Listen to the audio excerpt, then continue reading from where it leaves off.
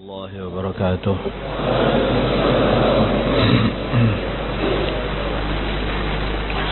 إن الحمد لله نستعينه ونستغفره ونؤمن به ونتوكل عليه ونعوذ به من شرور أنفسنا ومن سيئات أعمالنا من يهده الله فلا مضل له ومن يضلله فلا هادي له.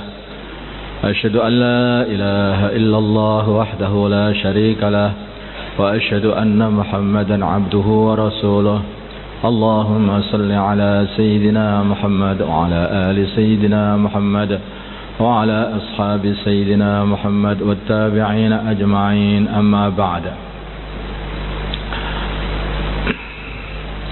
Hadirin yang dimuliakan Allah Subhanahu wa taala, perkara yang paling penting adalah bagaimana kita ini bisa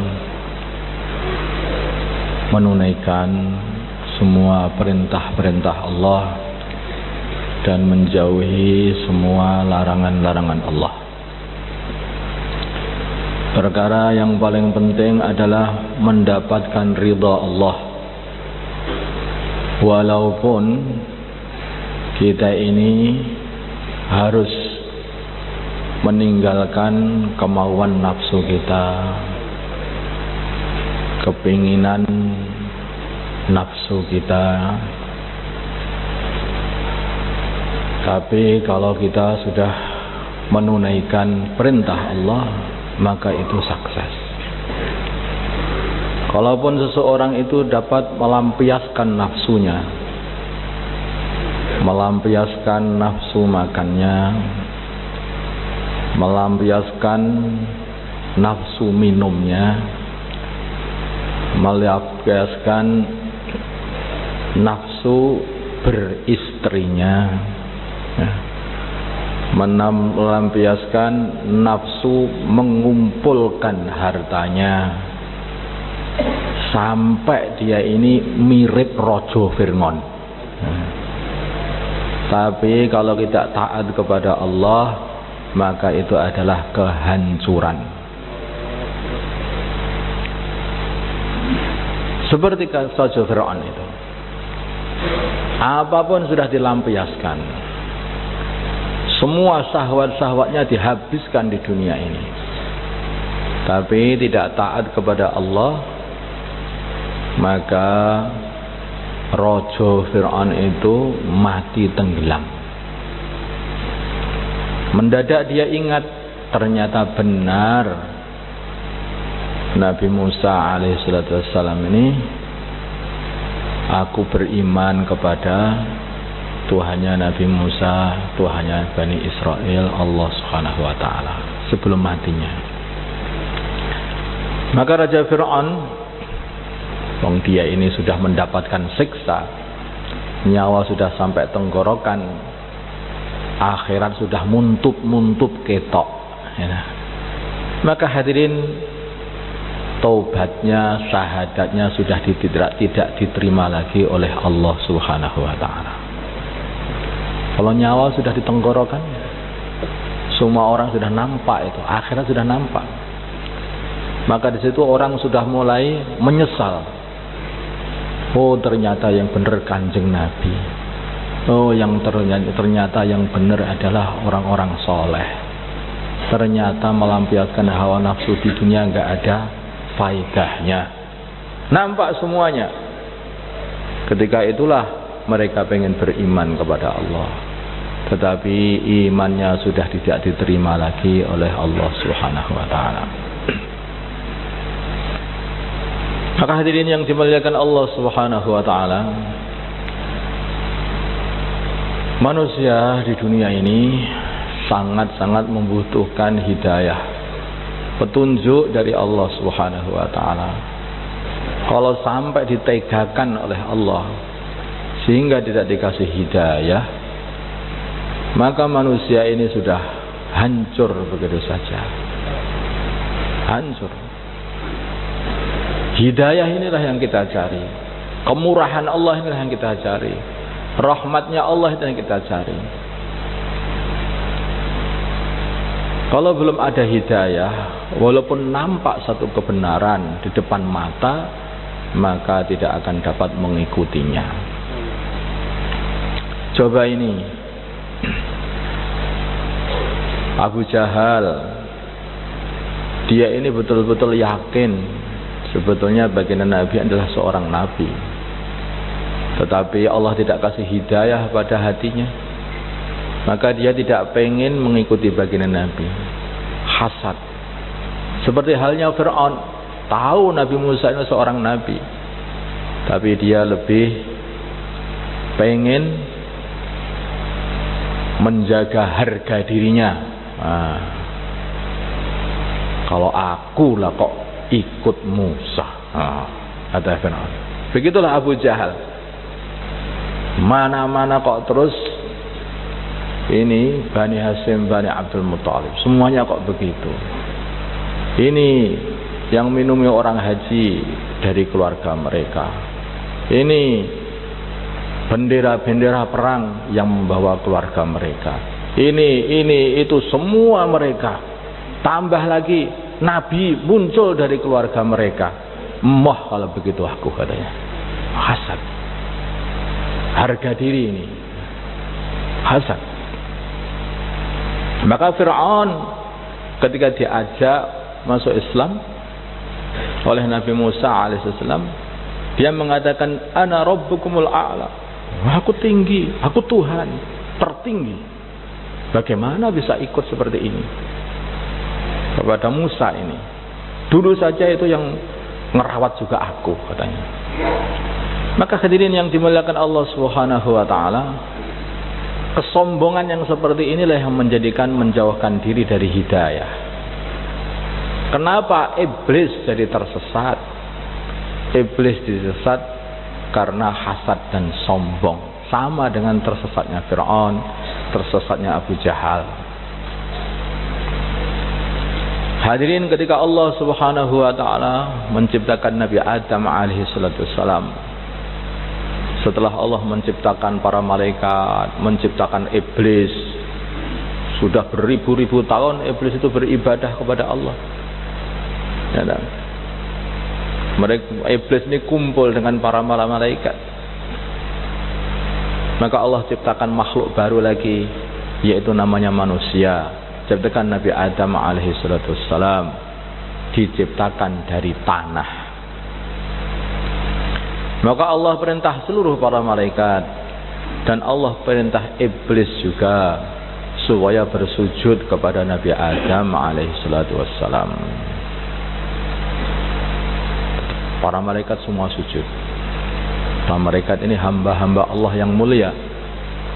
Mereka ini dikatakan la ya'sunallaha ma amarahum wa yaf'aluna ma yu'marun. Mereka tidak pernah membangkang Allah, selalu menunaikan perintah-perintah Allah. Allah perintah kepada para malaikat, sujudlah kepada Adam. Maka seluruh para malaikat sujud. Iblis diperintah oleh Allah supaya sujud kepada Nabi Adam, tetapi iblis tidak mau sujud. Wahai iblis, apa yang membuat kamu, yang mencegah kamu sujud kepada Adam? Ma man'aka alla tasjuda idh amartuk. Ketika aku perintah kamu untuk sujud kepada Adam, kenapa kamu kok enggak mau sujud? Apa yang membuat kamu tidak mau sujud? Dia mengatakan, aku lebih baik daripada Adam. Sombong. Engkau ciptakan Adam dari tanah, sedangkan engkau ciptakan aku dari api. Khalaqtani min nar wa khalaqtahu min tin. Beda, rasnya beda. Ras api sama ras tanah. Nah, beda bangsanya. Maka hadirin yang dimuliakan Allah Subhanahu wa taala, apa jadinya ketika orang itu sombong habis-habisan? Jadinya adalah malah dihinakan oleh Allah Subhanahu wa taala. Pergi kamu, jangan di sini. Kamu tidak pantas untuk di sini ini. bersama para malaikat. Mereka orang-orang mulia. Kamu tidak pantas bersama para malaikat. Diusir iblis. Diusir. Maka hadirin yang dimuliakan Allah Subhanahu wa taala, sedangkan Nabi Adam alaihi salatu wassalam dimuliakan oleh Allah Subhanahu wa taala. Beliau dikasih ilmu oleh Allah. Segala macam nama benda-benda dikasih tahu dan ditunjukkan kepada para malaikat bahwa Nabi Adam lebih tahu melebihi para malaikat di dalam urusan mengetahui nama-nama benda-benda. Wa 'allama Adam al-asma'a kullaha thumma 'aradahum 'ala al-malaikati wa qala anbi'uni bi asma'i haula'i. Tapi para malaikat tidak tahu. Dikasih tahu apa ini? Nama-nama ini apa? Mboten ngertos Gusti. Saya tidak tahu. Nabi Adam kasih tahu, ini namanya ini namanya ini namanya ini. Nah, Nabi Adam tahu semuanya karena dikasih tahu oleh Allah Subhanahu wa taala. Maka hadirin yang dimuliakan Allah Subhanahu wa taala, inilah kehebatan ilmu pertama kali ditunjukkan oleh Allah. Bahwa ilmu ini menjadikan seseorang mulia. Ilmu ini menjadikan seseorang mulia, tapi bukan menjadikan seseorang sombong. Ingat, kalau ilmu menjadikan seseorang itu sombong, itu bukanlah ilmu. Itu adalah musibah. Itu bukan ilmu. Kalau ilmu menjadikan orang itu jadi tawadhu, itulah namanya ilmu. Aku ini ahli ilmu. Kenapa aku tidak taruh di atas? Seperti iblis. Hadirin, kayaknya iblis ini lebih tahu saja daripada Allah Subhanahu wa taala. Dia mengkiaskan antara api dengan tanah. Aku lebih baik dari dia karena aku diciptakan dengan api. Kayaknya lebih pintar daripada Gusti Allah. Ilmunya menyesatkan dia sendiri, mendatangkan kesombongan pada dia sendiri. Maka akhirnya dia dihinakan oleh Allah Subhanahu wa taala, dilaknat sampai sekarang, sampai hari kiamat. Maka hadirin yang dimuliakan Allah Subhanahu wa taala, tetapi Nabi Adam alaihi salatu wassalam, bila ini tawadhu, selalu menghadap kepada Allah Subhanahu wa taala, diperintah oleh Allah Subhanahu wa taala supaya tidak mendekati satu pohon yang ada di surga sana. Wala taqraba hadhihi syajarata fatakuna minadh dhalimin. Janganlah kalian berdua mendekati pohon ini, maka kalian akan jadi orang yang zalim kalau mendekati ini. Maka hadirin yang dimuliakan Allah Subhanahu wa taala, memanglah Nabi Adam waktu itu keliru. Dibujuk oleh setan. Yaitu setan itu ada sebagian riwayat memberi bisikan kepada ular, dan ular akhirnya memberi bisikan kepada Nabi Adam alaihissalam, memberi bisikan bahwa manahakuma rabbukuma an tilkuma syajarati illa an takuna malakaini aw takuna minal khalidin. Tuhan kalian berdua tidak melarang kalian berdua untuk memakan dari pohon ini, kecuali kalau kalian berdua makan, maka kalian akan menjadi dua orang malaikat atau akan kekal abadi di sini. Maka hadirin yang dimuliakan Allah Subhanahu wa taala, yang dipikir Nabi Adam dua orang malaikat. Malaikat adalah hamba-hamba Allah yang tidak pernah maksiat kepada Allah. Kalau kekal di surga, surga ini adalah tempat rahmatnya Allah dan ridha Allah. Berarti akan dapat ridha Allah selama-lamanya. Makanlah hari Nabi Adam dan istrinya dari buahnya pohon larangan tadi. Maka hadirin yang dimuliakan Allah Subhanahu wa taala, pikirannya baik sebetulnya, tetapi larangan tetap larangan. Larangan itu jangan difikirkan seperti apapun. Kalau sudah dilarang, ya sudah, gak usah dekati. Ini khamr, ini haram.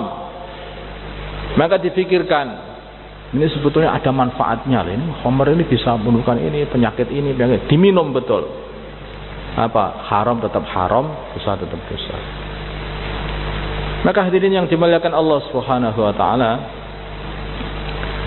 akhirnya Nabi Adam diusir dari surga juga. Tetapi Nabi Adam alaihi salatu wasallam bukanlah orang yang sombong. Nabi Adam adalah orang yang tawadhu, makhluk yang tawadhu kepada Allah. Maka begitu diusir dari surga ke dunia ini, beliau hanya nangis saja di hadapan Allah. Hanya nangis, bertobat habis-habisan. Bertobat habis-habisan. Rabbana zalamna anfusana wa illam taghfir lana wa tarhamna lanakunanna minal khasirin. Bertaubat. Ini ilmu yang mendatangkan ketawaduan. Kalau orang Jawa bilang, orang alim, hakikatnya alim itu adalah seperti padi. Semakin berisi, semakin menunduk. Kalau padi itu kosong, maka dia danga aja nggak mau nunduk. Maka kalau kita lihat, belajar ilmu tambah alim kok tambah danga, tambah sombong, seperti itu, sebetulnya itu jiwanya adalah kosong, melompong. Walaupun kelihatannya alim, tetapi sebetulnya jiwanya adalah kosong, melompong, nggak ada apa-apanya. Sebaliknya, kalau seseorang itu punya ilmu, walaupun sedikit saja ilmu, tetapi itu ilmu beneran, maka itu akan mendatangkan, yaitu kemantapan iman, mendatangkan takwa, semakin takut kepada Allah, semakin tawadhu. Innama yakhsyallaha min ibadihil ulama. Maka para ulama itu siapa? Para ulama, hakikatnya ulama itu adalah orang yang semakin banyak ilmunya, semakin takut kepada Allah, semakin tawadhu. Siapa di dunia ini yang lebih alim melebihi baginda Nabi kita Muhammad sallallahu alaihi wasallam? Tidak ada. Yang paling alim di dunia ini adalah baginda Nabi kita Muhammad sallallahu alaihi wasallam. Siapa di dunia ini yang lebih tawadhu melebihi baginda Nabi Muhammad sallallahu alaihi wasallam? Tidak ada yang lebih tawadhu melebihi baginda Nabi Muhammad sallallahu alaihi wasallam. Semakin alim, semakin tawadhu. Orang katanya punya ilmu, punya titel profesor, doktor, maulana, syekh, apalagi, ayo, mulwi, semuanya. Tapi kok itu datang kesombongan dalam hati, alah, hakikatnya jiwanya adalah kosong, nul putul. Ilmunya tidak ada isinya. Maka tidak semua ilmu itu bisa masuk ke dalam hati. Ilmunya tidak ada isinya. Kalau ilmu itu ada isi, mesti akan mendatangkan ketawaduan. Kalau ilmu itu ada isi, mesti akan mendatangkan akhlak yang mulia. Kalau ilmu betul-betul warisan baginda Nabi, mesti akan akhirnya menyayangi umat baginda Nabi ini, seperti baginda Nabi menyayangi umatnya. Ini hakikatnya, Pak. Ini hakikat. Maka baginda Nabi kita Muhammad sallallahu alaihi wasallam, ketika beliau ditawari oleh Allah, sebetulnya ujian juga. Ditawari oleh Allah, yaitu apakah kamu pengen menjadi nabi yang jadi raja atau nabi yang jadi hamba? Maka baginda Nabi melirik kepada malaikat Jibril. Malaikat Jibril mengatakan, anta wadha ya Muhammad, katanya. Tawaduk saja Muhammad. Memang itu sudah cocok dengan hati baginda Nabi juga apa yang dikatakan malaikat Jibril. Maka baginda Nabi mengatakan, saya memilih menjadi nabi yang jadi hamba. Saya pengen merasakan lapar sehari sehingga saya dapat sabar. Saya pengen merasakan kenyang sehari sehingga saya dapat merasakan syukur. Pengennya bagian seperti itu. Padahal baginda Nabi kita Muhammad sallallahu alaihi wasallam ini ini telah diberi seluruh kunci-kunci godang dunia ini. Beliau mengatakan utitu mafatiha khazainal ardi. Utitu mafatiha khazainil ardi. Aku telah diberi kunci-kunci godang-godang dunia ini. Tetapi baginda Nabi tidak membukanya untuk dirinya. Baginda Nabi pengen lapar sehari, kenyang sehari, bisa syukur, bisa sabar. Maka hadirin yang dimuliakan Allah Subhanahu wa taala, Sayyidina Umar radhiyallahu taala anhu ketika melihat baginda Nabi Muhammad sallallahu alaihi wasallam, manusia yang paling dicintai oleh Allah Tuhan semesta alam, manusia yang paling paham di dunia ini, manusia yang telah dikasih seluruh kunci-kunci godang bumi ini. Beliau itu bangun dari tidur, kemudian wajah beliau yang mulia ngecap tikar. Maka Sayyidina Umar mengatakan, nangis, beliau mengatakan, wahai Rasulullah, kenapa engkau wahai Umar kok nangis? Saya betul-betul kayak enggak terima. Loh, kenapa enggak terima? Itu orang-orang kafir, musuh-musuhnya Allah sama Gusti Allah, dikasih banyak harta, sedangkan engkau adalah kekasihnya Allah. Kenapa engkau hidup seperti ini, katanya. Maka baginda Nabi katakan kurang lebihnya, apakah kamu tidak ridha bagi mereka dunia, bagi kita surga? Maka hadirin yang dimuliakan Allah Subhanahu wa taala, kalau baginda Nabi pengen, maka baginda Nabi akan menjadi raja yang paling kaya, yang menguasai seluruh dunia, semua harta benda dunia semuanya. Kalau baginda pengen, tapi enggak. Baginda Nabi milih tawadhu, biar dilihat oleh Allah, tawadhu, DPD Allah kepada Allah, dan biar disayang sama Gusti Allah. Tidakkah kita tahu kalau kita mengadakan istisqa, maka apa yang sunahkan? Kalau kita membuat istisqa, salat istisqa, minta hujan, salat minta hujan, maka disunnahkan supaya kita ini keluar dengan memakai pakaian-pakaian harian kita, pakaian yang biasa dibawa ke sawah, pakaian basah untuk kerja. Itulah ketika kita buat istisqa, memperlihatkan gembel kita kepada Allah Subhanahu wa taala. Sehingga kalau kita doa kepada Allah, ya Allah, ya Allah, ya Allah, seperti itu, biar dikasihani oleh Allah. Ini pendidikan tawadhu pada diri kita. Pendidikan tawadhu. Sampai bagian ini mengatakan al-badzadah minal iman. Gembel itu termasuk bagian daripada iman. Tapi jangan bau Pak ini. Pas gembel terus bau. Ya jangan bau lah. Maksudnya yang sederhana, apa sederhana? Biar disayangi oleh Allah, biar dilihat oleh Allah dengan pandangan memelas kepada diri kita ini. Sayangi oleh Allah. Itulah wataknya orang-orang zaman dulu, para sahabat. Tubuhnya tidak nampak hebat, biasa saja tubuhnya, kurus, kering. Pakaiannya lusuh, mereka para sahabat ini.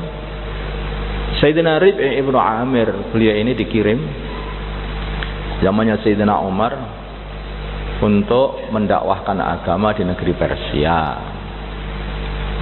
Maka Sayyidina Rib'i datang ke Raja Persia ini dengan membawa kudanya yang kecil begitu. Kudanya kecil.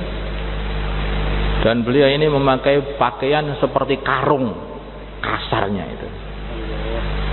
Beliau membawa pedang, pedangnya saja enggak ada sarungnya, tapi kain yang dililitkan gitu saja kepada pedangnya.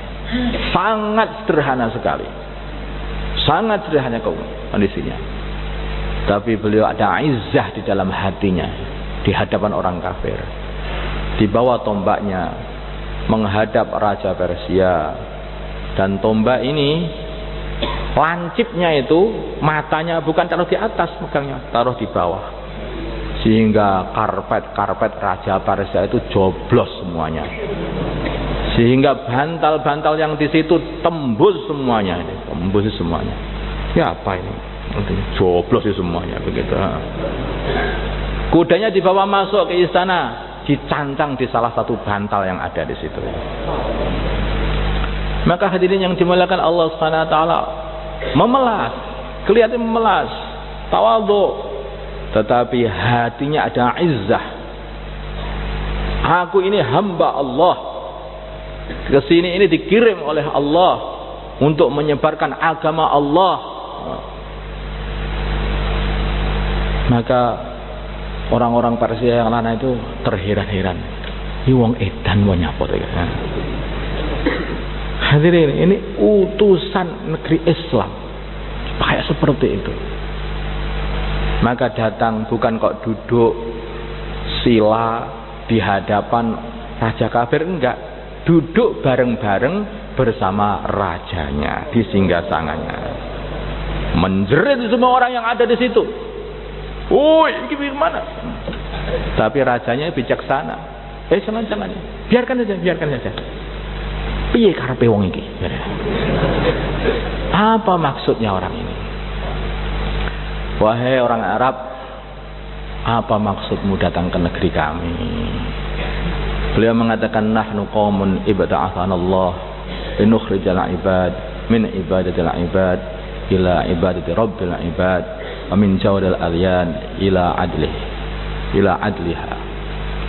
Hadirin yang dimuliakan Allah Subhanahu wa taala, kami adalah hamba-hamba Allah yang dibangkitkan oleh Allah, yang diutus oleh Allah Subhanahu wa taala untuk mengentaskan hamba-hamba Allah dari menyembah sesama hamba supaya menyembah kepada Tuhannya para hamba Allah Subhanahu wa taala, dan mengentaskan dari agama yang melenceng, yang zalim menuju agama yang adil, yaitu agama Islam. Terus terang, berani. Ini orang-orang Islam itu begitu. Bukan pakaiannya saja kayak raja, tapi mentalnya kayak hamba. Tapi enggak. Orang Islam itu pakaiannya kayak hamba, tapi mentalnya di atasnya para raja. Dakwah begitu saja, mintip. Begitu. Ada apa? Orang masjidan dibentak takut. Saya kalau ke tempatnya Pak Fulan saya nggak berani. Loh, lah kenapa? Beringosnya besar sekali lah. Nggak seperti itu yang dicontohkan oleh para anbiya, nggak seperti itu yang dicontohkan oleh para sahabat. Coba Nabi Musa alaihi salatu wassalam, beliau ini adalah buronan yang dicari oleh Fir'aun, mau dibunuh oleh Fir'aun. Tetapi ketika diperintah oleh Allah untuk datang menemui Fir'aun, mendakwahkan agama, maka beliau datang pula hadapi Fir'aun. Sederhana, tapi mentalnya ini di atasnya para raja. Bagaimana tidak? Di belakangnya ada Allah Subhanahu wa taala. Ada utusan Persia datang kepada baginda Nabi Muhammad sallallahu alaihi wasallam. Maka utusan Persia ini datang dan berkata kepada baginda Nabi, ketika kami ini adalah utusan dari rajanya raja, katanya, yaitu Raja Persia. Karena Persia itu membawa beberapa raja-raja, kerajaan-kerajaan kecil dibawa sama kerajaan Persia pada waktu itu. Maka baginda Nabi senyum saja. Kamu itu kok penampilannya seperti ini, siapa yang nyuruh? Yaitu jenggotnya dicukur, kemudian beringosnya ini, kumisnya itu dibesarkan sampai sak jempol sikil gitu. Maka hadirin yang dimuliakan Allah Subhanahu wa taala, baginda Nabi enggak memperhatikan, ditanya, kamu buat penampilan kayak seperti ini, siapa yang nyuruh itu? Yang menyuruh adalah Tuhanku, katanya, yaitu Raja Persia. Raja Persia dianggap Tuhan oleh orang Persia karena dia itu anaknya matahari, cucunya matahari. Kopong. Hadirin yang dimuliakan Allah Subhanahu wa taala, Maka baginda Nabi mengatakan, tetapi Tuhanku Allah subhanahu wa ta'ala, Tuhan semesta alam, memerintahkan supaya menipiskan brengos dan memanjangkan jenggot. Nah, Nabi belum apa-apa sudah mulai dakwah. Dijak bicara. Kamu tunggu saja, besok kita ketemu lagi. Gitu besok ketemu, wahai utusan Raja Persia, ya ada apa tuan? Katanya, kamu pulang saja. Loh kenapa? Saya datang ke sini untuk ngerangket tuan. Itu yang menyuruh kamu sekarang sudah mati katanya. Rajamu telah mati. Loh, siapa kok tahu? Iya, rajamu telah mati pada hari ini, pada bulan ini, pada jam ini. Serangkan semua dengan detail oleh baginda Nabi. Tuhanmu telah dibunuh oleh Tuhanku. Masih berapa? Ini utusan Raja Persia dari Persia berani masuk ke Madinah, masuk sarang macan. Gampangannya gitu. Di situ banyak para sahabat yang gagah berani. Dia datang untuk nangkep baginda Nabi karena dia pikir di belakang saya adalah Raja Persia. Mentalnya mengkorok gitu, besar, karena di belakangnya ada Raja Persia. Tapi baginda Nabi lebih kuat mentalnya. Di belakangnya Raja Persia, di belakang saya ada Allah. Makanya kecil aja dilihat oleh baginda Nabi. Di belakangnya semut. Di belakang saya yang menciptakan alam semesta. Bagaimana orang Islam kok takut sama orang kafir? Maka hadirin yang dimuliakan Allah SWT, pulang sampai Yaman sudah dapat berita bahwa betul apa yang dikatakan oleh baginda Nabi kita Muhammad SAW. Maka berita yang dibawa oleh utusan Persia ini disampaikan kepada Raja Yaman, Badan, pada waktu itu. Badan seketika langsung masuk Islam. Betul ternyata ini Tuhan. Maka hadirin yang dimuliakan Allah Subhanahu wa taala, ilmu yang mendatangkan isi dalam hati inilah ketawaduan dan kemudian merasa bersama Allah Subhanahu wa taala, inilah ilmu hakiki. Kalau orang itu sudah merasa bersama Allah, itu bukan berarti kok terus sak penake dhewe, enggak. Dia itu akan berakhlak dengan akhlak yang baik-baik. Tetapi bukan berarti penakut. Allah itu Maha Ar-Rahim, Maha Rahman, Maha Rahim. Beliau ini adalah Allah Subhanahu wa taala adalah Maha Pemurah. Allah adalah Maha Penyayang. Allah adalah Maha Pengasih. Allah adalah Maha semua kebaikan-kebaikan. Tetapi Allah juga Al-Muntaqim. Allah adalah Al-Azim. Allah adalah Maha Kuasa. Maka hadirin yang dimuliakan Allah SWT, kalau seseorang dalam hatinya aja iman kepada Allah, maka sifat-sifatnya akan nampak pada dirinya juga. Nampak pada dirinya juga itu. Maka baginda Nabi Muhammad SAW adalah orang yang paling tawadhu, orang yang paling penyayang. Tetapi beliau itu adalah orang yang paling pemberani, paling penyayang, paling tawadhu, paling welasan kepada seluruh makhluk. Bahkan kepada burung, pada hewan, paling welasan. Tapi beliau itu paling pemberani. Paling pemberani. Jadi jangan sampai kalau kita ini welasan begitu terus akhirnya lemah, diinjek-injek mau, enggak begitu, itu juga enggak seperti itu juga. Kalau itu sudah mulai merusak agama, maka kita bela agama. Seperti itu. Maka baginda Nabi kita Muhammad SAW, kalau urusan dunia, maka baginda Nabi ini dikatakan dia selalu mengalah.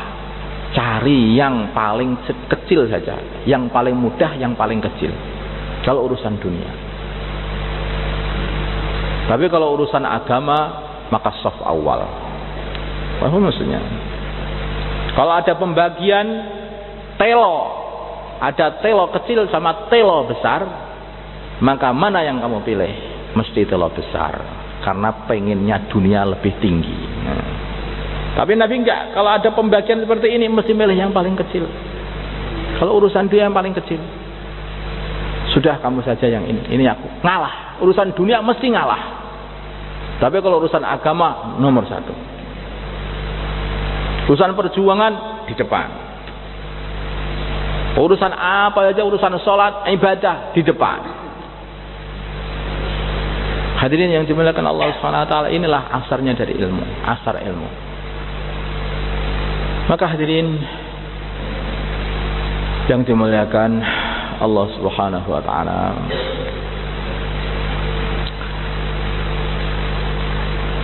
perjuangan yang kita buat di sini ini maksudnya ini adalah bagaimana kita dapat memasukkan sifat-sifat yang mulia pada diri kita dan mengeluarkan sifat-sifat yang tercela dari dalam diri kita. Para ulama dakwah mereka telah membuat 6 sifat, yaitu sifat pertama la ilaha illallah Muhammadur Rasulullah. Ini dasar dari semua sifat. Karena semua sifat baik itu kalau tidak dasari dengan la ilaha illallah Muhammadur Rasulullah, maka itu bukanlah kebaikan, itu hanyalah basa basi, bahasa yang sudah basi. Nah. Tapi kalau didasari dengan la ilaha illallah Muhammadur Rasulullah, maka itu adalah sebagai pahala yang timbangannya lebih berat dari seluruh amalan.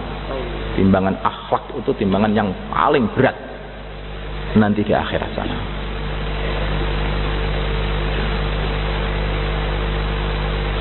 Hadirin,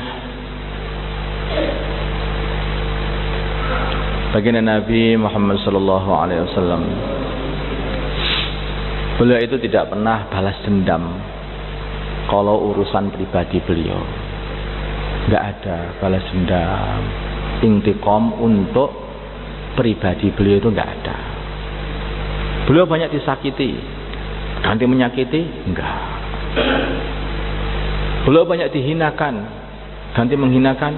Enggak. Beliau banyak dicaci maki habis-habisan. Apakah terus setelah menang ganti mencaci maki? Tidak. Baginda Nabi,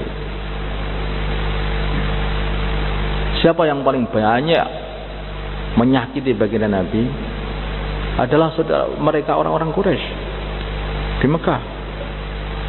Habis-habisan menyaci baginda Nabi. Tapi begitu baginda Nabi Muhammad SAW sudah menang, ya dah, Fathu Mekah, Mekah sudah dikuasai, maka orang-orang Quraisy itu ketakutan, gemeter mereka ini. Aduh, habis kita ini. Kita sudah mencaci maki Muhammad, kita sudah menyakiti Muhammad, kita sudah menghinakannya, kita sudah mengusirnya, kita sudah banyak menghabisi sahabat-sahabatnya, kita sudah usaha untuk membunuhnya, kita sudah semua macam-macam keburukan yang telah dibuat oleh orang Quraisy kepada baginda Nabi Muhammad SAW.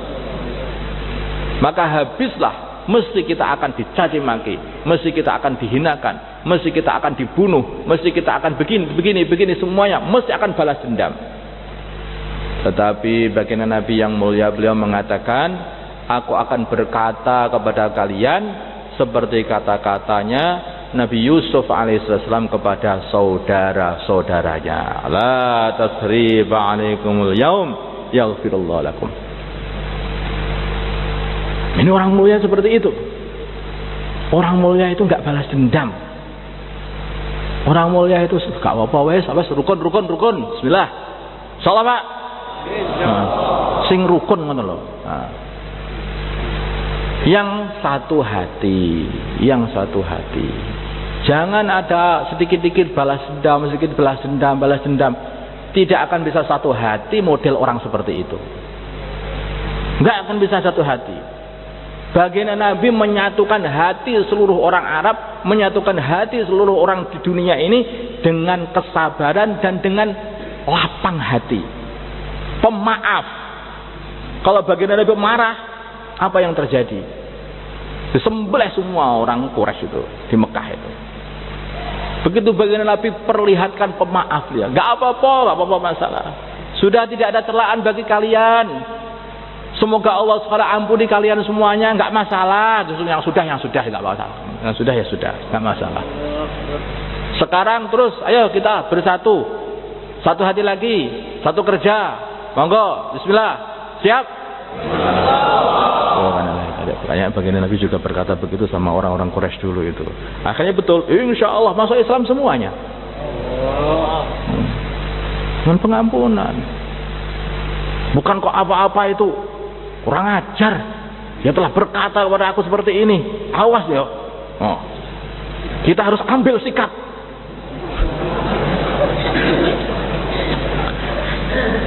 Itu ilmu dari mana? Yang seperti itu ilmu dari mana? Kalau kita ikut baginda Nabi, ambil sikapnya itu mengampuni, memaafkan. Memaafkan.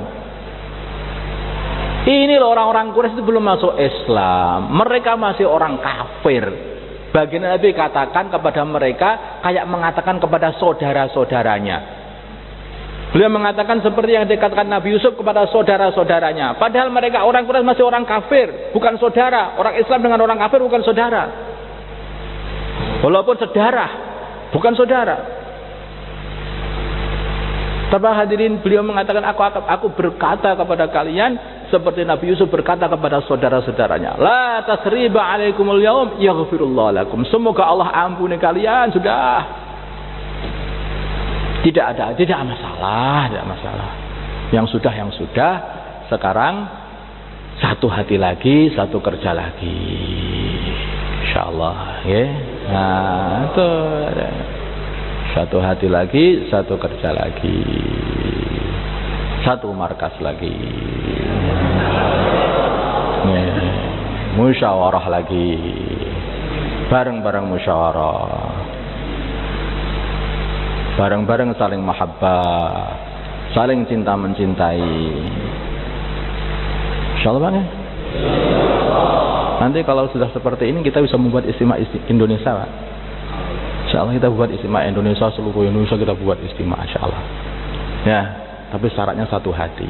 Tapi kalau satu hati kita nggak bisa membuat istimewa lagi. Nah, habis sekarang. Pilih mana? Satu hati atau bercerai-berai? Harus satu hati. Namanya satu hati itu orang kafir pun itu faham itu adalah satu kebaikan. Itu adalah satu kebaikan. Orang awam pun paham itu adalah satu kebaikan. Namanya cerai berai, anak kecil pun paham itu adalah satu keburukan. Kalau seorang keluarga mempunyai 1 anak atau 5 anak, kemudian bapaknya dan ibunya bercerai, anaknya mengatakan ini salah, yang benar adalah bapak dan ibu tidak boleh bercerai. Benar gak? Saya salah ya? Benar apa salah? Benar salah Pak? Nah iya, sampean tanya anak-anak sampean. Nah iya sing bener bapak iki cerai karo ibuke apa gak? Awas cerai wae. Nah. Semua anak kecil pun paham. Kalau bapak dan ibu sudah bercerai, anak terlantar. Mesti anak terlantar. Anak kecil paham. Bagaimana orang tua nggak paham? Bukan nggak paham, tetapi nafsunya, dendamnya, marahnya itu lebih tinggi daripada pemaafnya. Gara-gara itulah. Kalau seseorang itu pemaafnya tinggi seperti baginda Nabi, pemaafnya tinggi seperti Nabi Yusuf alaihissalatu wassalam, seperti para anbiya, sampai baginda Nabi sendiri kan wasbir kama sabara ulul azmi minar rusul. Hadirin yang dimuliakan Allah Subhanahu wa taala, tidak ada perpecahan, hanyalah adanya persatuan. Tidak ada perpecahan. Semua perpecahan itu hanya gara-gara dendam, egois, pengen mau menang sendiri, gak pengen, dan ambil sikap katanya. Apa itu ambil sikap itu? Bahasa mana itu? Ambil sikap. Insyaallah ya. Kalau kita pengen ngambil sikap, sikap kita adalah sikapnya baginda Nabi ketika Fathu Mekah, la tasriba alaikumul yaum. Al-Karim idza qadara afa. Seorang mulia kalau sudah menang justru malah mengampuni, gak apa-apa, gak apa-apa. Tapi kalau laim, orang yang tercela, kalau sudah menang malah bualah dendam gak karuan. Aku bisa begini, aku bisa begini, aku bisa begini. Itu laim. Itulah makanya saya katakan saya mulai dari perkataan pembicaraan ini dimulai dari ilmu. Semakin tinggi orang ilmu, maka semakin besar juga pemaafnya. Semakin tinggi orang ilmu, maka semakin pemaaf. Semakin tinggi seseorang itu punya ilmu, maka semakin jadi penyabar. Tidak ada orang yang lebih sabar dari para anbiya. Dari para anbiya yang paling sabar adalah nabi-nabi ulul azmi minar rusul. 5 nabi ulul azmi minar rusul, termasuk baginda Nabi kita Muhammad sallallahu alaihi wasallam. Baginda Nabi katakan, kalau orang dikatakan sabar adalah separuh daripada iman, katanya. Sabar, Pak. Kalau kita sabar, maka kita bisa menjaga istimaiyat selama-lamanya. Tetapi kalau kita sudah tidak sabar, ngamuan, tidak ada rasa tidak ada pemaaf, maka hadirin yang dimuliakan Allah Subhanahu wa taala, mulai istimaiyat yang paling kecil, yaitu keluarga pecah. Kampung pecah. Halaqah pecah. Mahalah pecah. Markas pecah. Pecah berantakan gak karuan kalau orang itu saling dendam mendendam. Habis semua kerja. Siapa yang paling diuntungkan? Setan. Yang paling diuntungkan setan. Mereka setan seneng-seneng, orang-orang kafir seneng-seneng. Nah, itu berantakan sendiri kan? Saya kira gak berantakan, sama saja ternyata. Hadirin, coba kita lihat. Orang kafir itu ada negeri namanya negeri Amerika Serikat. Itu berapa negara? Banyak negara berkumpul jadi Amerika Serikat. Mereka pengen membuat istimaiyah. Kalau salah satu negeri itu ngamuan, cerai-berai enggak? Cerai-berai. Akan terjadi berai. Ada negeri-negeri berkumpul, mereka membuat kumpulan jenengan NATO. Nah, NATO bahasa Indonesianya katanya. Membuat kumpulan, membuat istimaiyat. Mereka berpikir bahwa istimaiyat itu adalah baik, menguatkan kekuatan. Buat NATO. Maka membuat kumpulan-kumpulan. Ada negeri yang dulu pernah berpecah, yaitu Jerman Timur dan Jerman Barat. Kemudian mereka berpikir yang paling bagus adalah istimaiyat. Maka tidak ada Jerman Timur dan Barat, sekarang Jerman, satu Jerman. Gajah Mada, apa yang dipikirkan Gajah Mada? Menyatukan seluruh Nusantara. Karena para Gajah Mada faham bahwa istimewa itu adalah baik. Kumpulkan semuanya. Gak ada orang yang berpikir, ini orang awam, orang kafir, sampai semua faham bahwa istimewa itu adalah baik dan bercerai-berai itu adalah buruk. Ini sebetulnya mulai kecil kita itu sudah diajari. Kalau bercerai-cerai itu runtuh. Tapi kalau berkumpul itu kita akan teguh. Berkumpul kita teguh, bercerai kita runtuh. Seperti itu. Mulai kecil kita sudah diajari seperti itu. Tetapi tidak pernah dipraktekkan. Kalau orang punya fikir istimaiyat, yaitu dengan dasar yaitu sifat pemaaf, ya dah, sifat pemaaf. Berteman pun jadi enak. Maka hatinya enak, semua teman-temanku, semua ini temanku, semua temanku. Itu loh fulan itu gonjeng kamu, katanya kamu begini, enggak masalah, enggak apa-apa, alhamdulillah. Ya betul kayak begini, enggak masalah lah. Kecil itu enggak apa-apa. Coba kalau kita katakan seperti itu, kalau kita rasa seperti itu, dengan teman kita enak, teman kita jadi banyak sekali, seluruh dunia, semua orang Islam menjadi teman-teman kita. Kalau kita berpikir istimewa, tetapi kalau kita berpikir perpecahan, kita tidak punya teman sama sekali. Sekat-sekat akan nampak semuanya. Dari negeri-negeri, beda negeri tersekat, beda bangsa tersekat, beda kampung tersekat, beda keluarga tersekat. Akhirnya pol-pol masuk di rumah sendirian, hanya keluarga sedikit aja. Istrinya itu juga, kamu kan anak orang lain, kamu juga anak orang lain. Ya sudah, kamu pulang, saya pulang. Habis semuanya. Habislah Pak, nggak begitu caranya. Kalau nggak saling memaafkan nggak bisa kumpul kita ini. Insyaallah ya. Harus jaga betul. Kerja dakwah ini maksudnya kerja untuk menyatukan hati, bukan untuk mencerai-beraikan. Insyaallah. Maka siapa yang ada niat untuk keluar di jalannya Allah Subhanahu wa taala 4 bulan 40 hari ke seluruh negeri, nggih, mendatangi semua markas-markas yang ada di seluruh Indonesia ini, dan misinya adalah menyatukan umat Islam ini bersama satu pikir semuanya dan satu kerja semuanya, tidak bercerai-berai lagi. Mulai sekarang ini, mulai hari ini. Insyaallah Bang nggih. Monggo siapa yang siap, monggo silahkan berdiri. Monggo Pak. Insyaallah sekalian. Masyaallah. Monggo silahkan.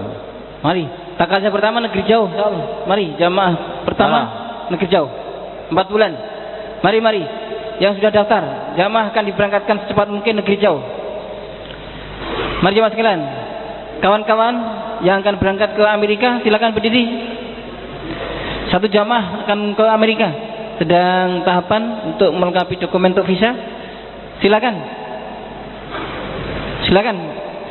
Termasuk jamaah dari zon 3 yang akan ke Mekah Madinah, silakan. Jamaah yang akan ke Thailand, ke Filipina, ke Malaysia. Monggo mari Pak, monggo bismillah. Negeri jauh dulu, silakan. Masya Allah, kita hantarkan jamaah seluruh alam untuk buat istimaiyat seluruh alam. Mari jamaah sekalian. Negeri jauh. Termasuk jamaah ke Bangladesh dan ke Pakistan. Mari jamaah sekalian. Silakan yang niat negeri jauh, Pakistan, Bangladesh, Amerika, Mekah, Madinah. Mari silakan. Suasana sudah kondusif, banyak negeri mengundang kita, banyak tempat mengundang kita. Kita bergerak kemana saja, mendatangi seluruh umat. Mari jemaah sekalian, mari. Termasuk jamaah setahun. Silakan berdiri, jamaah setahun. Alim ulama, alumni pesantren, alumni tahasus dan daurah, silakan. Atau dari kampung, alumni beberapa tahun yang lalu, beberapa puluh tahun yang lalu, boleh juga tetap berangkat negeri jauh. Mari jemaah sekalian. Alumni pesantren 1 tahun. Mari jemaah sekalian, alumni pesantren 1 tahun. Silakan. Mari Pak, niat dulu, monggo bismillah. Monggo, silahkan. Mari. Dalam negeri sekarang jamaah sekalian, 4 bulan 40 hari datang ke seluruh tempat di seluruh pelosok Nusantara. Di mana saja berada. 4 bulan IPB. Monggo. Mari. IPB. Yang 4 bulan IPB silakan. Pakistan, Bangladesh. Nggih, Masya Allah.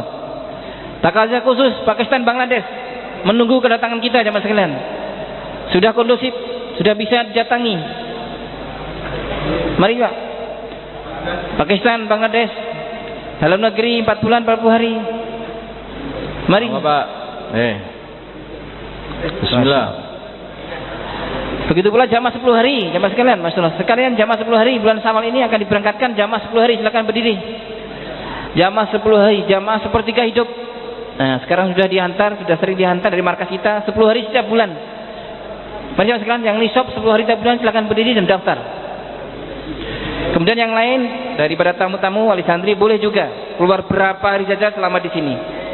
Mari jamaah sekalian, yang sudah selesai urusannya dengan pesantren, dengan anak-anaknya, boleh juga di 3 hari atau berapa hari saja. Mari jamaah sekalian, yang niat berapa hari saja, silakan. Berapa hari saja boleh. Silakan. Terakhir masturat. Mari jamaah sekalian, jamaah masturat. Silakan. 2 bulan India, Pakistan masturat. Dalam negeri 40 hari, 15 hari, 10 hari. Silakan masturat Pak, silakan berdiri masturat. 3 hari dari halaqah dilaporkan juga di tim taskil masturat. Mari Pak. Masya Allah. Yang 4 bulan dalam negeri Pak, monggo bismillah. Oke, mari Pak. Sudah selesai Syawal ini, suasana lebaran, insyaallah silaturahmi sudah selesai. Sekarang silaturahmi ke seluruh alam. Mari jemaah sekalian. Tidak hanya family dekat kita, kerabat dekat kita, tapi kepada seluruh orang Islam. Mari Pak, 40 hari dalam negeri. Silakan. Mari Pak, dari Alakoh yang akan keluar cepat mungkin. Silakan Mas. Mari bergerak Pak, bergerak. 4 bulan 40 hari, monggo bismillah. 4 bulan 40 hari sisa masa. Silakan. Masya Allah. Mari, Masya Allah. Silakan daftar. 4 bulan 40 hari sisa masa. Atau berapa hari saja masanya? Berapa hari saja, monggo bismillah. Monggo. Mari, Masya Allah.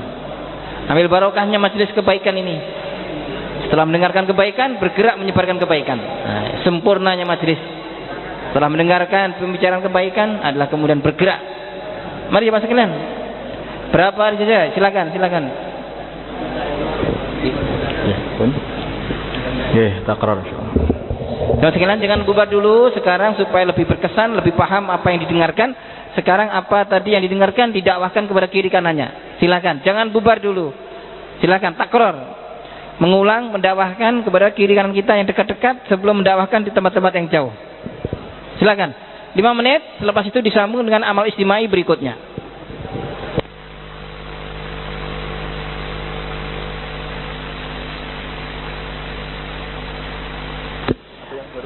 Iya, iklan untuk jamaah setahun. Sisa masa berapa hari saja, atau bahkan yang sedang akan program wabsi sekarang berdiri berkumpul di jamaah setahun. Warahmatullahi wabarakatuh.